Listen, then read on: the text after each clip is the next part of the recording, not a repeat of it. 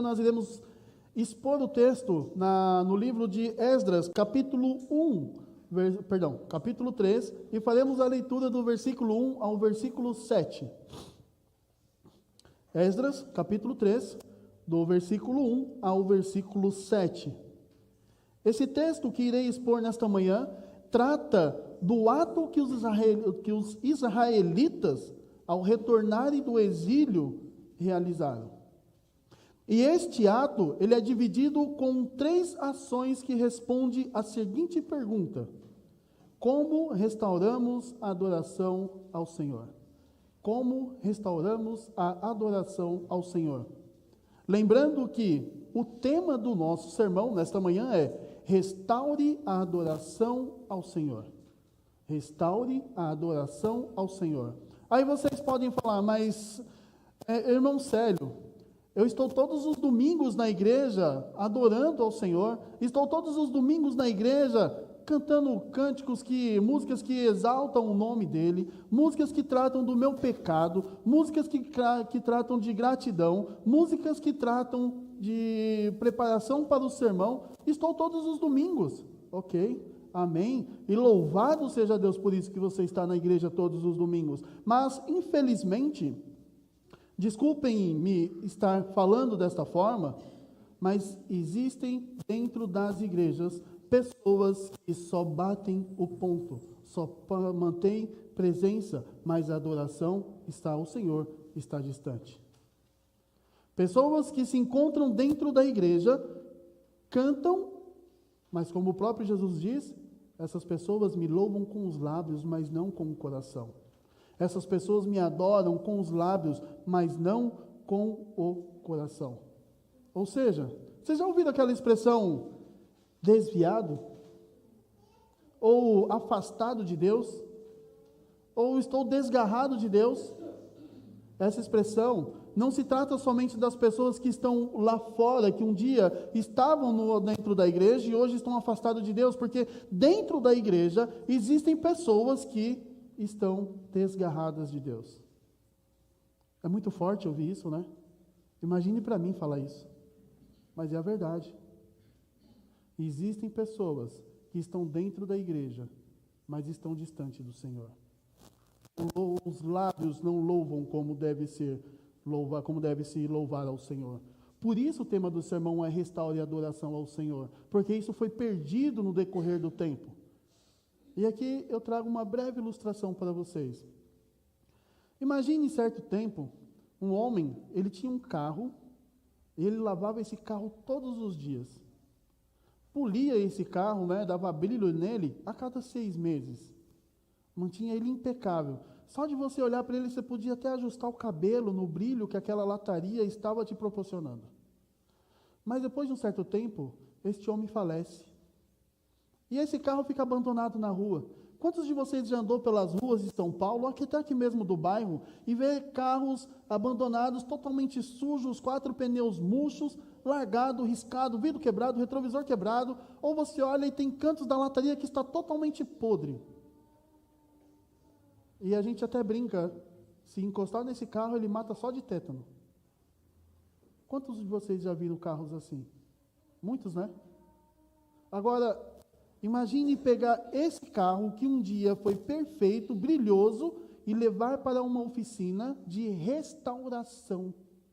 Esse carro será desmontado por inteiro, aonde o funileiro irá fazer soldas, soldar novas chaparias, aonde estava podre, o pintor irá aplicar massa, irá lixar, fazer todos os detalhes e pintar o carro, e quando você olhar aquele carro que você via na rua com os 4 pneus murchos, vidro quebrado, retrovisor quebrado, totalmente detonado, você vê ele restaurado todo bonito.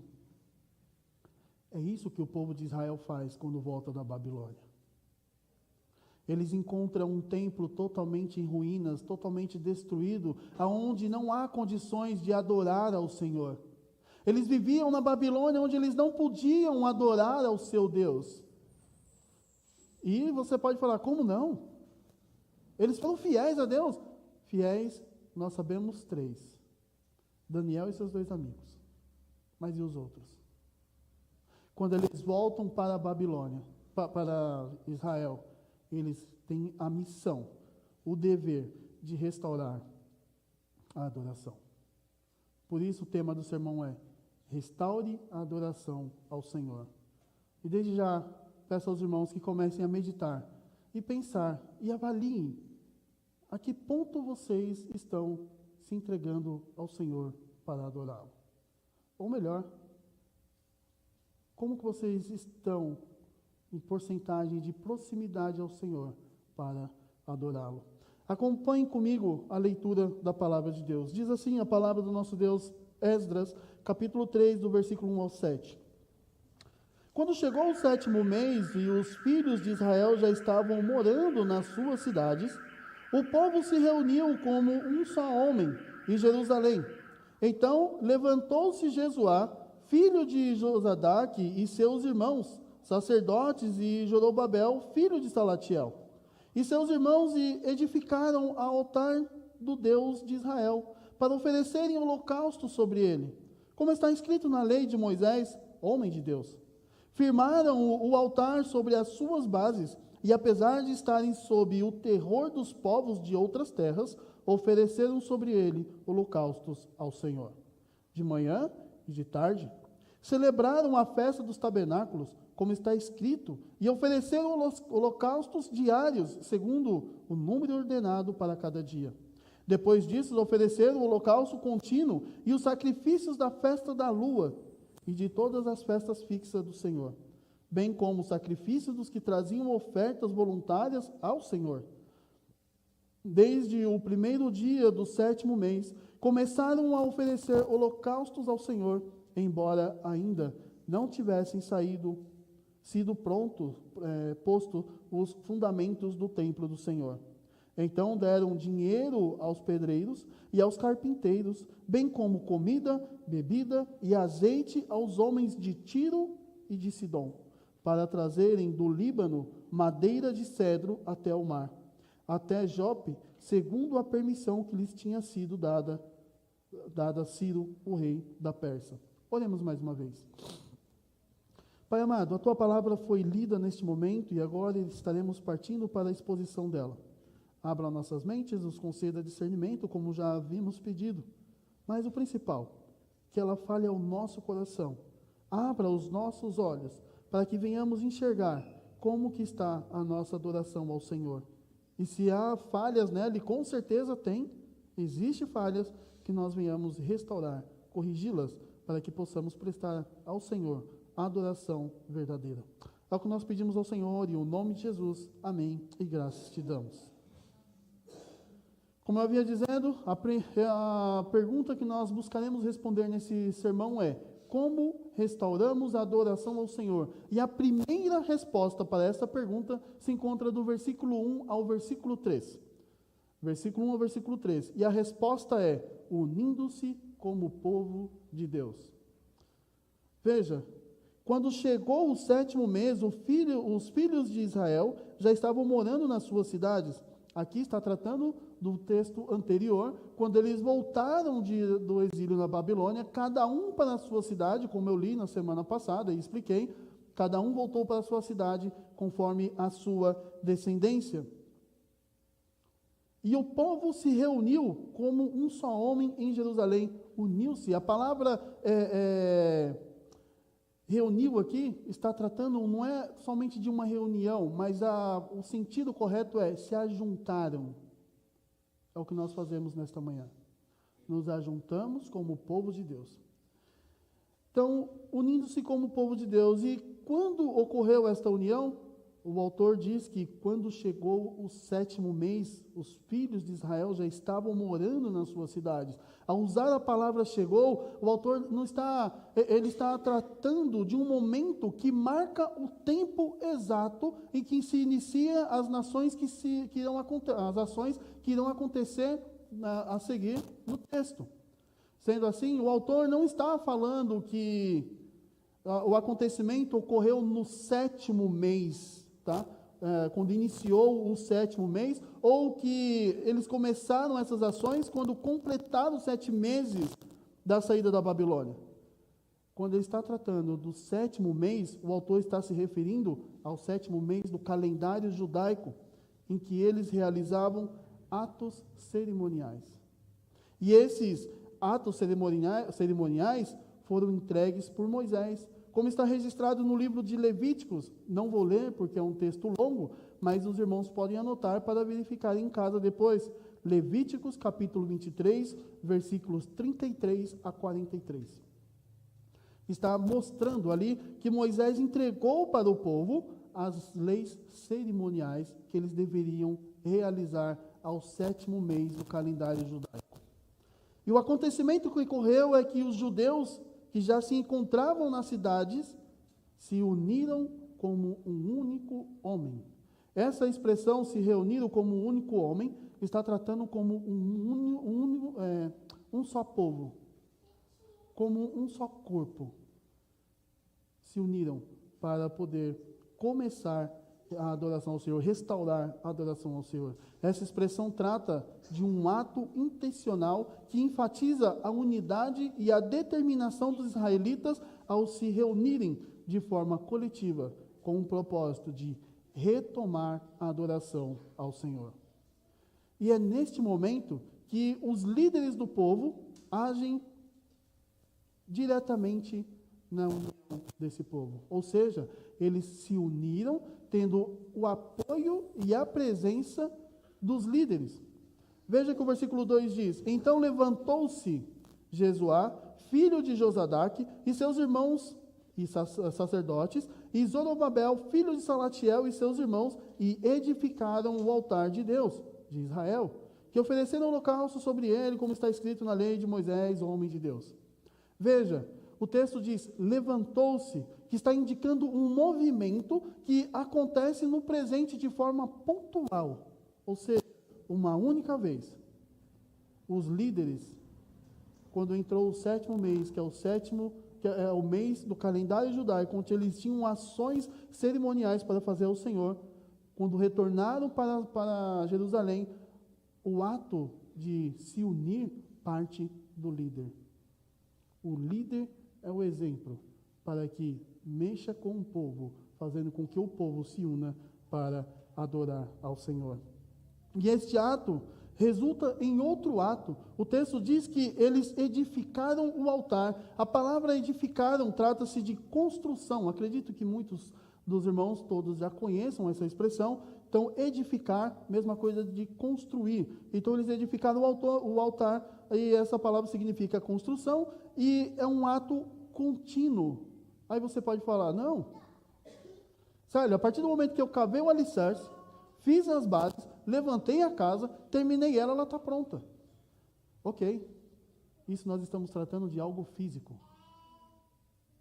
Mas o ato de reconstruir o altar de adoração ao Senhor é um ato contínuo porque envolve perseverança e dedicação.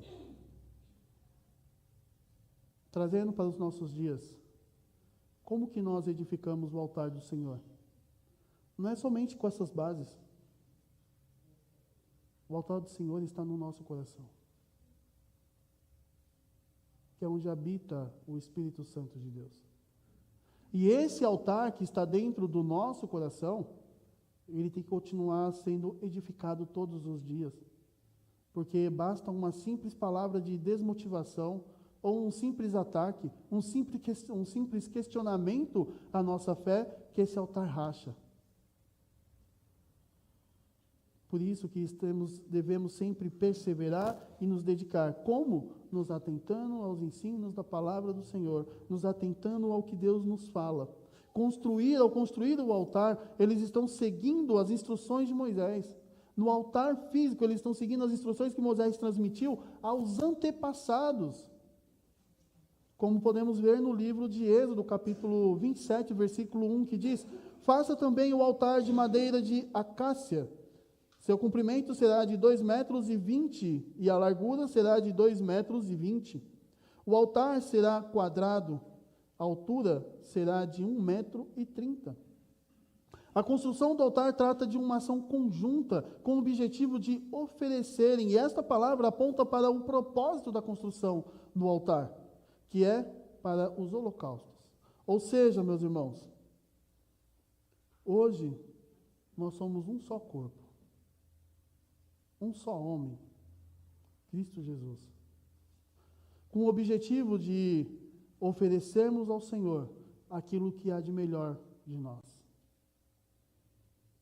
Mas a pergunta é, o que você está oferecendo ao seu Senhor?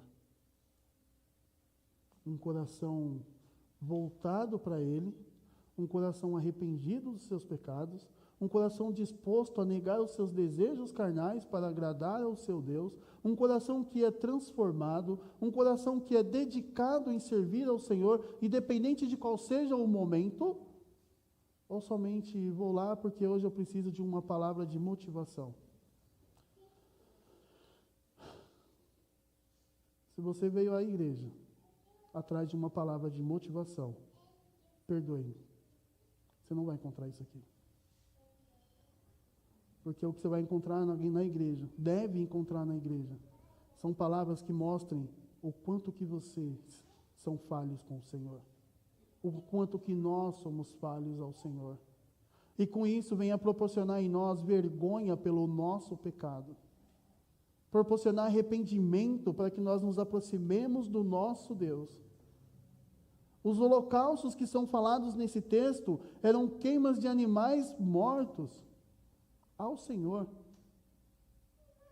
Nós apresentamos e oferecemos ao Senhor uma vida, um coração que sacrifica o nosso eu.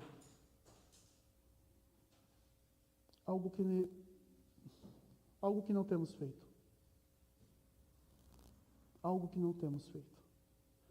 Deixamos de adorar ao nosso Deus no domingo porque queremos a nossa cama quentinha. Deixamos de participar de uma programação da igreja porque eu quero ir passear no shopping. Mas quando chega no domingo, canta músicas onde o coração não está demonstrando, os atos não demonstram que aquelas palavras são verdadeiras. Por isso, restaure a sua adoração ao Senhor. E não é somente a sua, porque isso contamina toda a igreja, quebra toda a unidade da igreja. Lembre-se que o povo se uniu, os povos se ajuntaram, então eles estavam unidos em um só corpo para adorar ao Senhor. Então é toda, aquela época chamava-se de congregação, então aqui nós chamamos de igreja, é toda a igreja juntas num só propósito de adorar ao Senhor. Não é somente 2, 3 pessoas, mas é toda a igreja.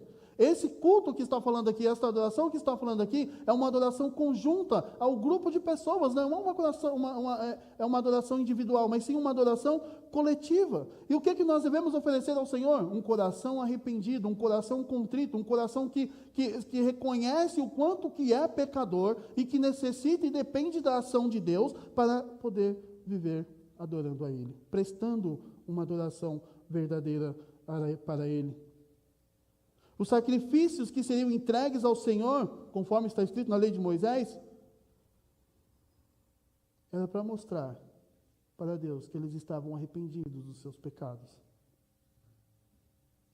Não sei se eu já usei a expressão com vocês, mas na Bíblia, no Antigo Testamento, nas leis, fala que o povo deveriam levar o seu melhor animal para o sacerdote sacrificar. E levar lá dentro do Santo dos Santos, aonde queimaria diante do Senhor. E quando era algo mais preciso, tratando de coletivo, o sangue do animal que era morto era lançado sobre um bode, e esse bode era lançado para fora da cidade, onde ele deveria morrer no deserto. Isso chama-se expiação. Cristo fez o ato da expiação por nós, pois o sangue dele foi derramado por cada um de vocês, por mim.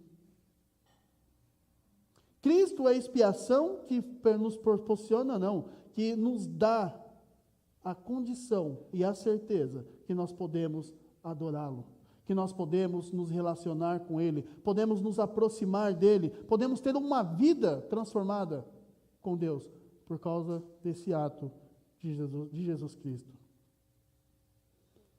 Logo a seguir, eles falam que firmaram o altar ao Senhor.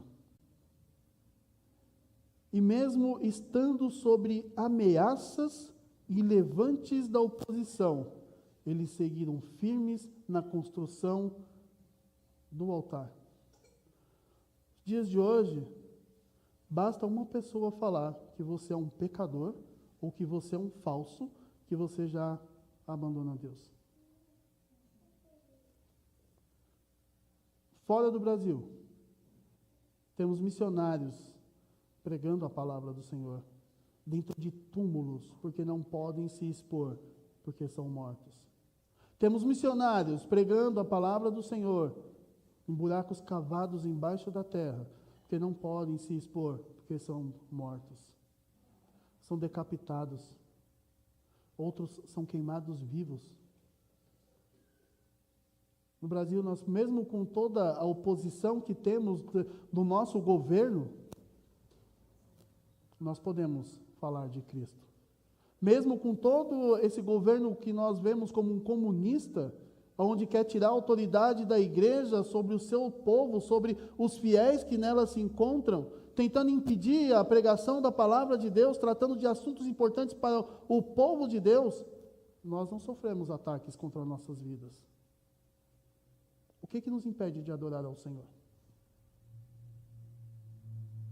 Risco de vida? Não.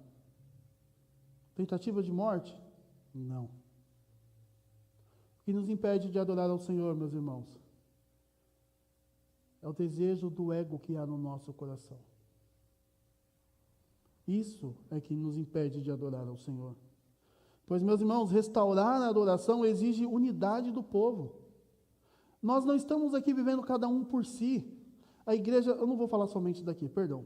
Mas a igreja num todo, independente da placa dela, não deve viver cada um por si e Deus por todos. É todo mundo junto, um só corpo, em Cristo. Obedecendo a palavra do Senhor que é revelada. Restaurar a adoração do Senhor exige unidade do povo com obediência à palavra e coragem para priorizar o culto. E mesmo em meio às adversidades, priorizar a adoração ao Senhor. Esses elementos renovam a comunhão com Deus e restauram a identidade espiritual comunitária. Nós demonstramos por meio da adoração que nós somos um povo unido, um só povo. O altar simboliza a reconciliação, perdão e dependência da graça do Senhor. Quem que trouxe esse perdão? Jesus Cristo. Quem que manifestou a graça? Jesus Cristo. Quem que nos reconcilia com Deus? Jesus Cristo. Ele é a centralidade da adoração. Sabe por quê?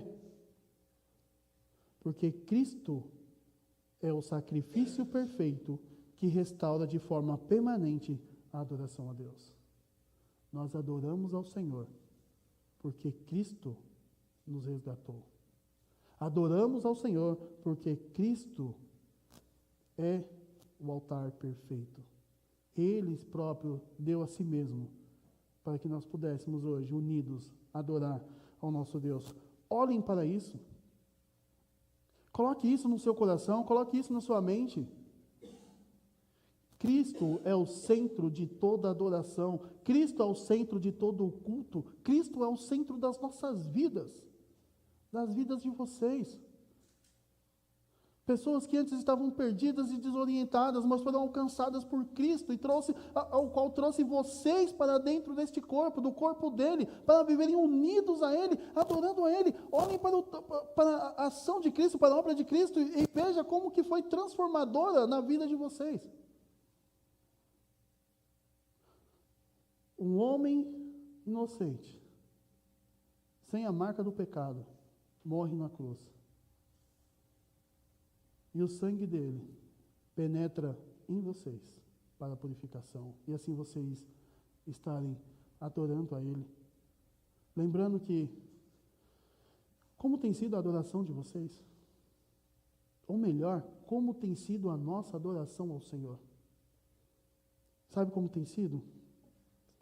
Momento em que nós estamos entoando cânticos aqui, alguns estão limpando a unha, outros estão olhando o relógio, outros estão batendo o pezinho no chão, olhando para o alto, como se estivesse dizendo, a hora não passa. Falta muito para terminar o sermão. Ele ainda tem mais coisas para falar. Ele que eu digo é o pregador. O nosso coração, aqui eu vou usar o Magno como exemplo, me perdoe, Magno.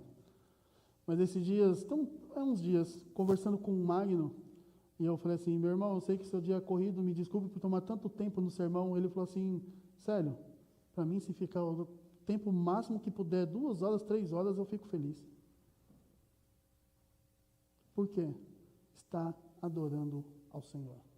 Não estamos aqui para fazer o que nos agrada, mas o que agrada ao nosso Deus. Sendo assim, meus irmãos, vivam em comunhão genuína com Cristo, comunhão que transcende, ou seja, que ultrapassa todas as divisões e conflitos que venham surgir. Vivam em união, em constante adoração, como um só corpo em Cristo, como nós vemos na carta aos Efésios, capítulo 4, versículos 3 a 6, que diz: fazendo tudo para preservar a unidade do Espírito no vínculo da paz.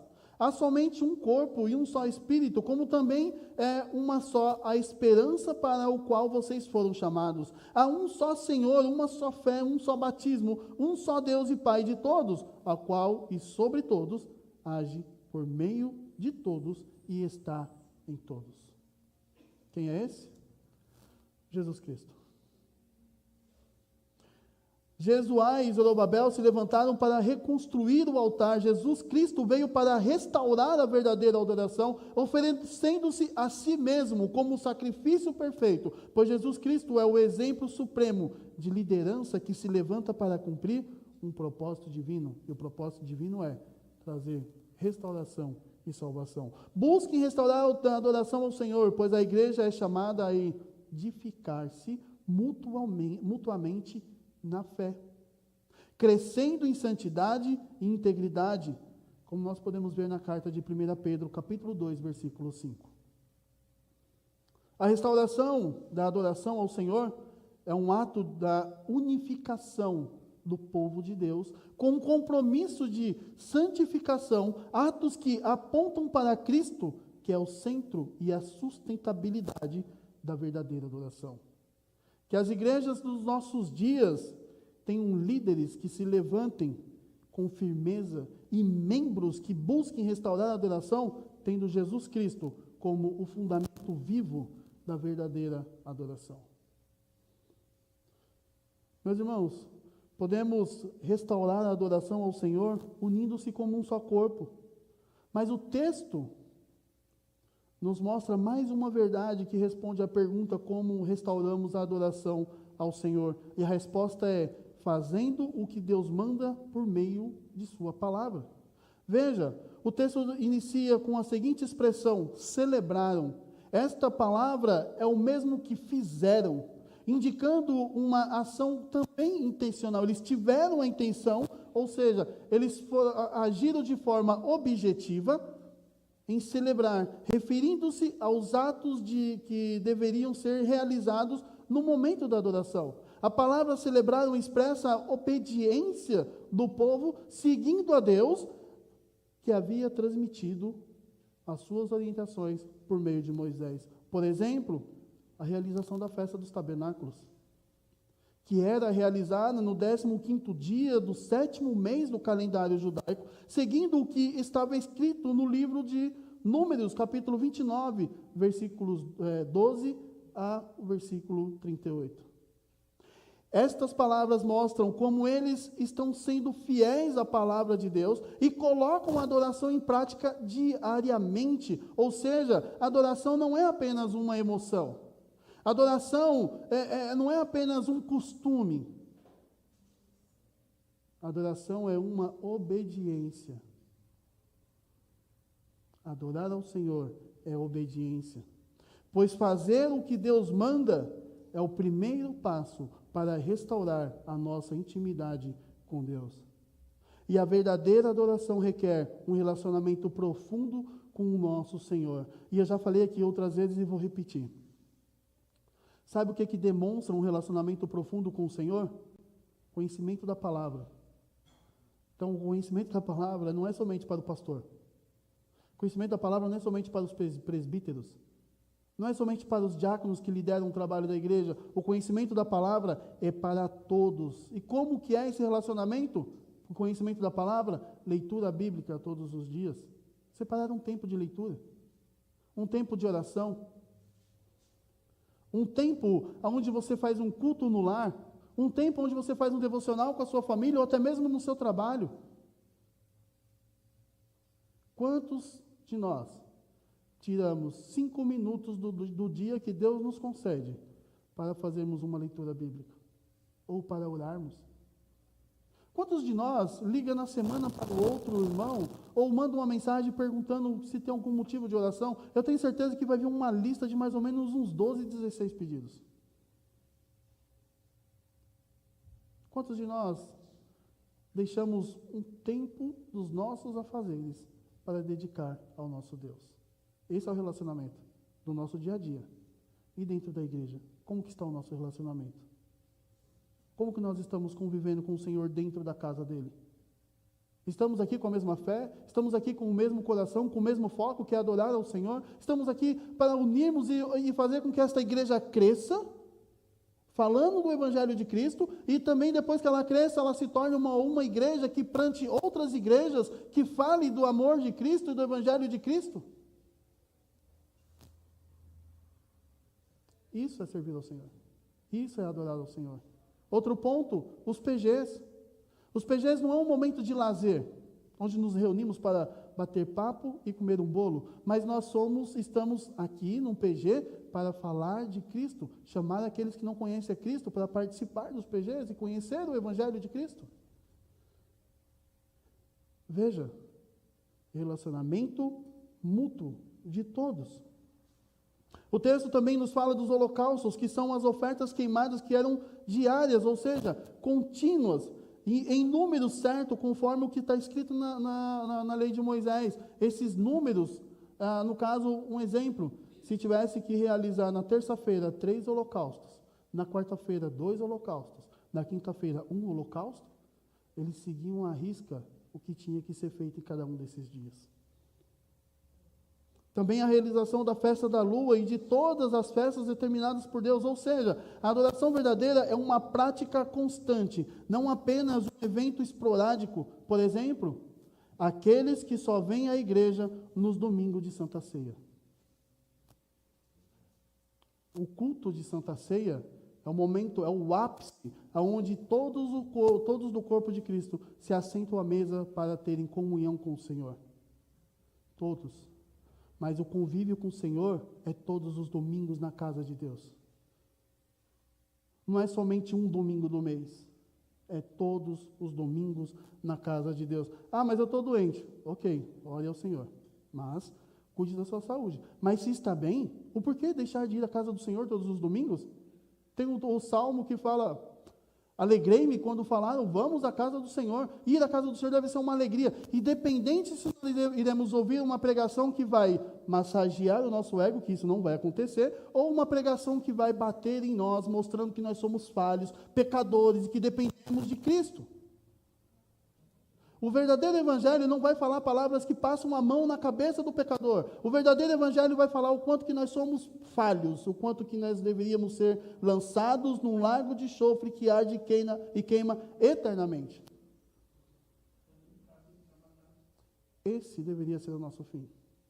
Mas por obra do nosso Senhor Jesus Cristo, aqueles que se encontrarem no meio dele não irão para este local. Um ato de adoração verdadeira é constante. Pessoas que dizem que têm comunhão com o Senhor, mas não vêm à igreja. Não dizima na casa do Senhor. Não participa das programações da igreja.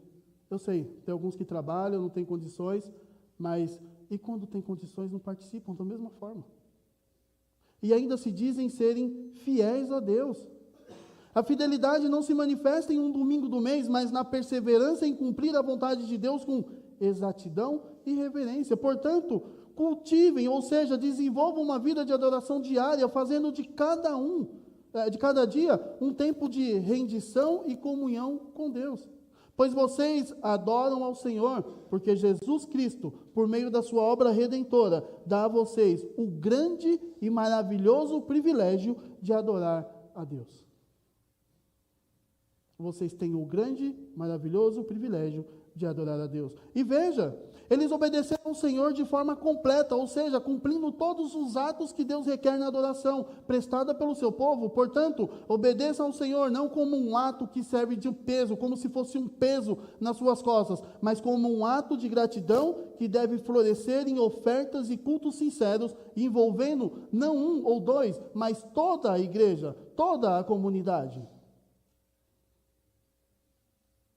Essa é a verdadeira adoração, quando o povo está unido em um só corpo a Cristo. Meus irmãos, sejam sinceros e verdadeiros na adoração, olhando para Cristo, pois Ele fez a vontade de Deus, cumprindo todas as leis cerimoniais, entre elas a festa do tabernáculo, a festa da lua nova e as ofertas queimadas.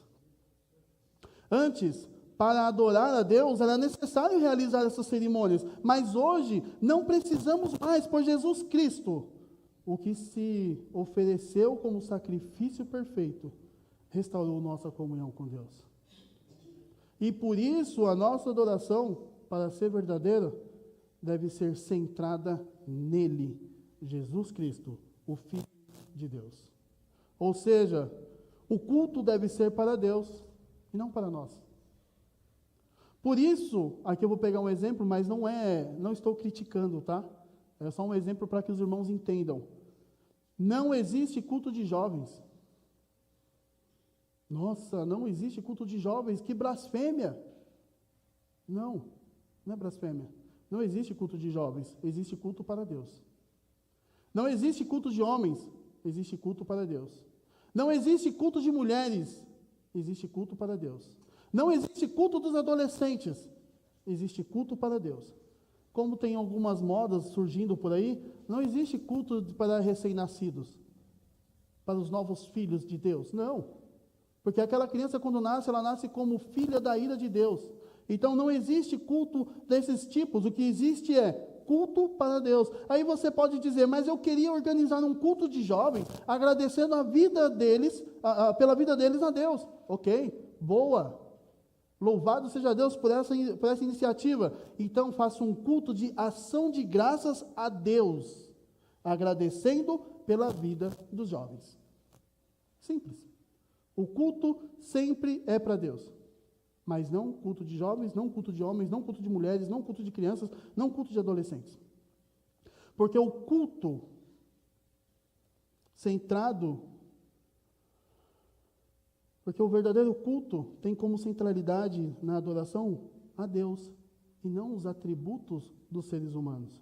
Por isso a verdadeira adoração está centrada em Cristo, como nós podemos ver na carta aos Hebreus capítulo 10, versículos 19 e 22, que diz: portanto, meus irmãos, tendo ousadia para entrar no santuário pelo sangue de Jesus, pelo novo e vivo caminho que Ele nos abriu por meio do véu, isto é, pela sua carne, e tendo um grande sacerdote sobre a casa de Deus, aproximemo-nos com um coração sincero, em plena certeza de fé, tendo o coração purificado da má consciência e o corpo levado para a água pura.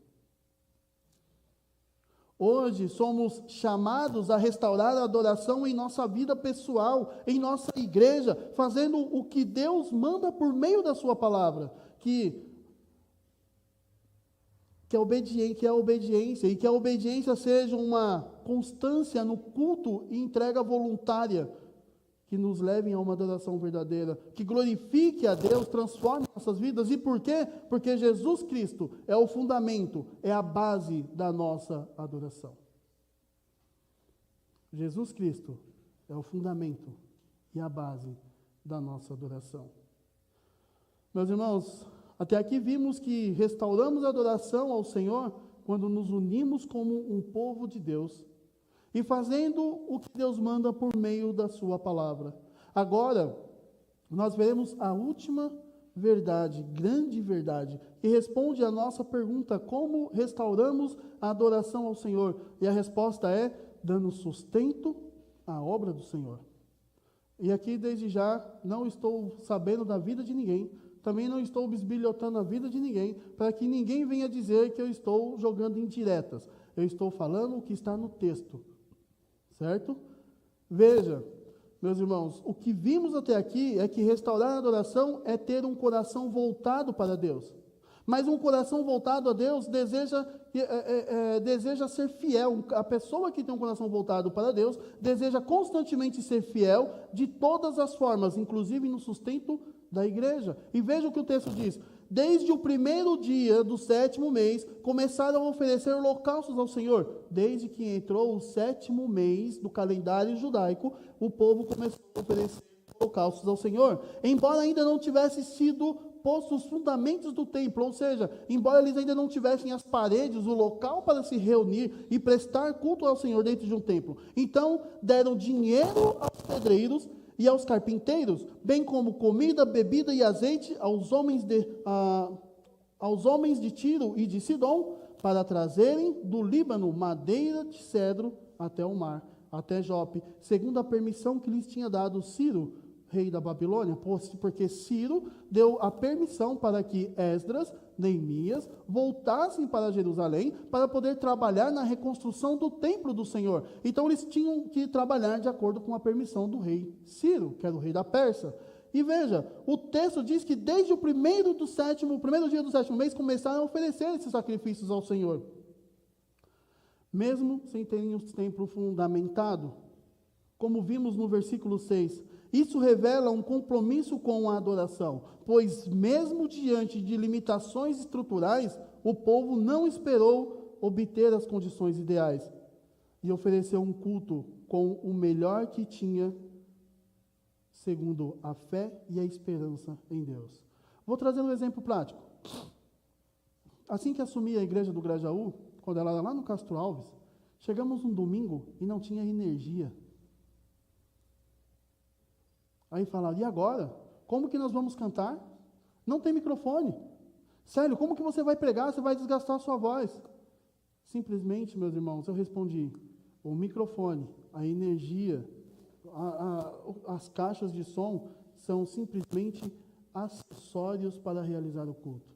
Porque o importante é o povo reunido, nem que seja por meio da capela, que é na própria voz natural.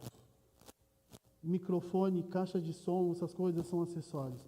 Tendo ou não tendo, não impede do culto ser realizado.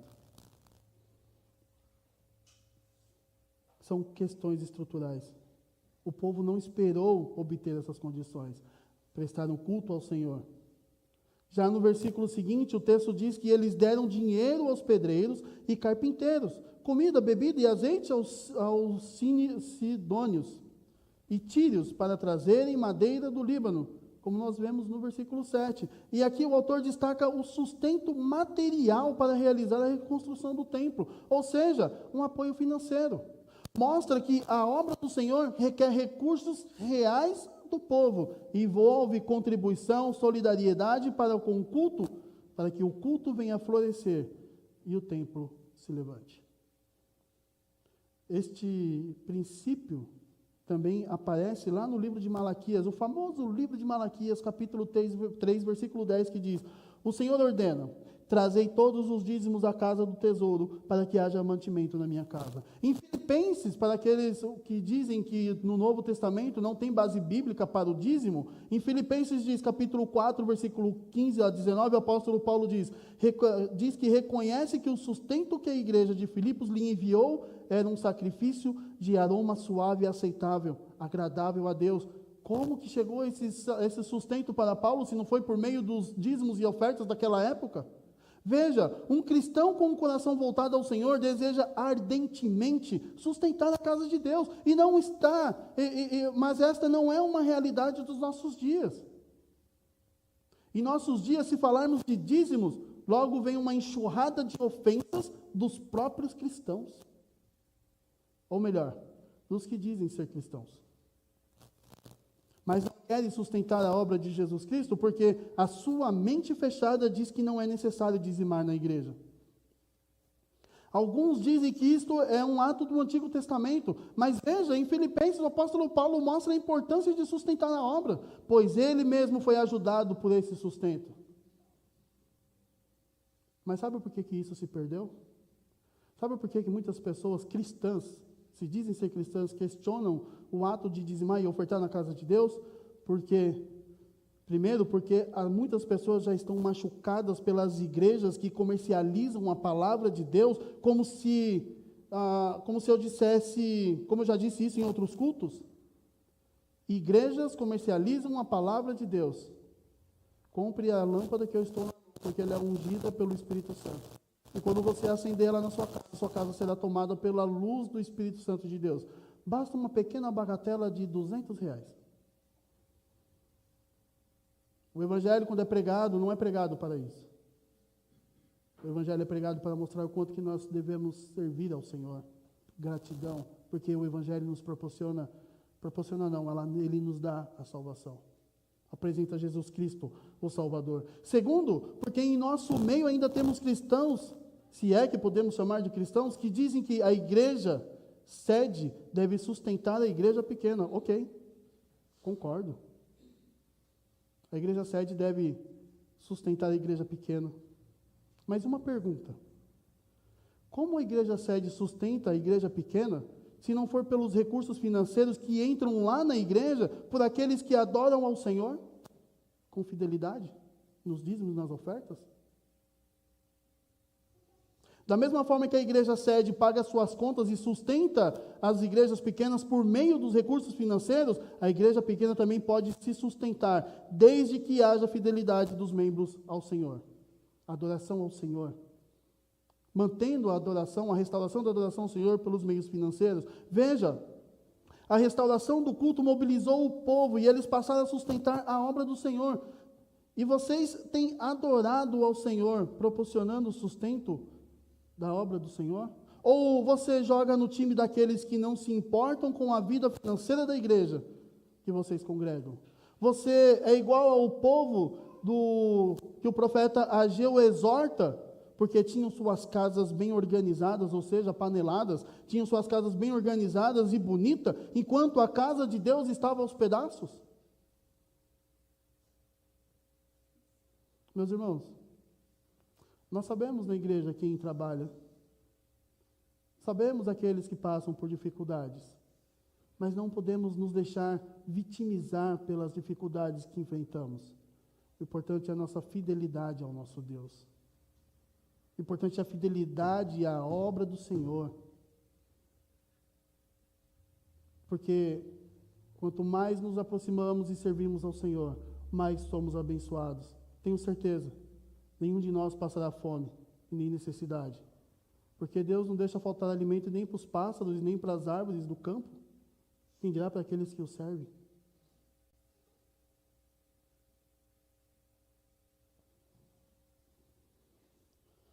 Que não sejamos esses cristãos negligentes.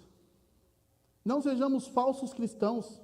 Não sejamos falsos adoradores. Sejamos cristãos que têm prazer em adorar ao Senhor, seguindo todas as orientações que o próprio Deus nos orienta em sua palavra. E isso inclui sustentar a obra de Deus. Sabe por quê? Porque Jesus Cristo se entregou totalmente e mobilizou sua igreja para apoiar uns aos outros, sustentando os fracos e partilhando recursos no amor, como nós podemos ver no livro de Atos, capítulo 2, versículos 42 a 47. Que sejamos crentes mobilizados em restaurar a adoração ao Senhor, sustentando a obra dele também, e não venhamos na igreja somente para pedir, mas para retribuir em adoração tudo o que Deus já fez por cada um de nós. Meus irmãos, contribuir com o sustento da casa de Deus revela fé, compromisso, gratidão pelo privilégio de servir ao Senhor, reconhecendo que tudo provém dele. Como nós acabamos de ler no primeiro texto da nossa liturgia, tudo foi feito por ele, tudo é para ele, tudo é por intermédio dele, tudo volta para ele, porque ele quem criou, e ele criou para mostrar o seu poder para todos os povos. Como nós podemos ver em 1 Crônicas, capítulo 29, versículo 14, que diz: porque quem sou eu e quem é o meu povo para que pudéssemos dar voluntariamente essas coisas? Porque tudo vem de ti, e nós só damos o que vem das tuas mãos. Ou seja, quem dá todas as coisas? Deus. Pelas mãos de quem que vem todas as coisas? as mãos de Deus. Em nossos dias, sustentar a obra de Deus significa investir tempo, talentos e recursos financeiros para que a missão de Deus avance. Que é a expansão do Evangelho. O Evangelho de Deus alcance aqueles que ainda não conhecem a Cristo. Portanto, meus irmãos, restaurar a adoração ao Senhor envolve dar sustento à sua obra com alegria, generosidade e fé, entendendo que o culto verdadeiro, seja no altar ou no serviço prático, só prospera quando há compromisso em dizimar e ofertar na obra. E isso parte de um coração voltado para Deus, parte de um coração que foi transformado pela graça de Deus que se manifestou. Sabe por quê? Porque essa graça que foi manifestada não requer um coração hipócrita, ele requer um coração transformado, de vida transformada, que se entrega ao Senhor. Uma pessoa com o coração transformado vai seguir os ensinamentos da palavra do Senhor, porque é Cristo quem revela essa graça. É Cristo quem proporciona a salvação. Por isso, meus irmãos, independente de quem esteja aqui em cima pregando a palavra de Deus, o que ele está pregando não são palavras dele, são palavras do Senhor. Se a palavra em algum momento é dura, é porque Deus quer que a igreja ouça uma palavra dura.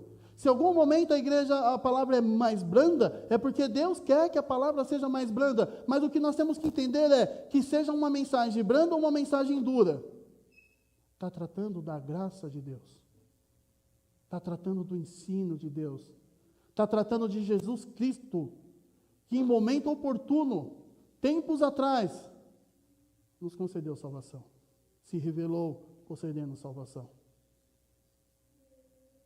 Por isso, quem prega tem o papel de transmitir a mensagem, seja ela como for, porque ela vem de Deus e não do homem.